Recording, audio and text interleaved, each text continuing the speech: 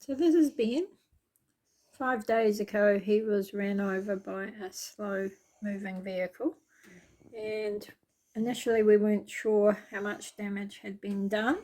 He actually was walking, he seemed reasonably okay, but we kept him in for the afternoon just to monitor him. We weren't sure at that stage whether he'd been ran over or just hit.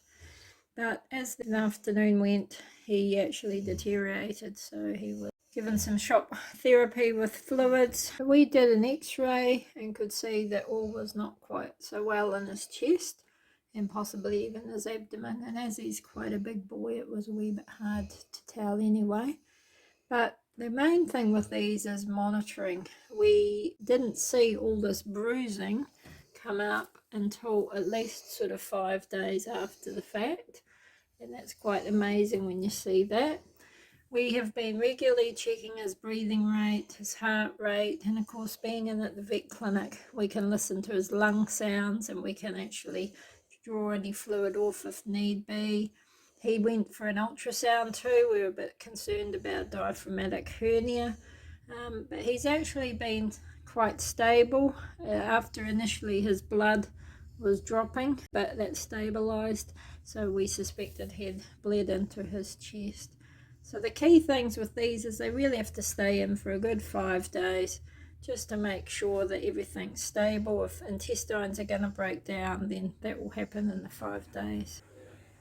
So we're back with Ben, and he's been home for a few days, and it's been a week since his accident, and he's actually looking much happier. He's more comfortable, still a wee bit panting, but really he's not got the effort that he did last time. So he's doing really well. We're just going to keep monitoring him, and he's just going to rest up at home after his accident. Well done, Ben. Hi, so we're with Ben again, and it's just over 2 months since he had his accident, and he's a box of birds. He's really happy. He's running by the car again, although he is keeping away from the car, which is a good lesson he's learned, but he's doing really well with his exercise.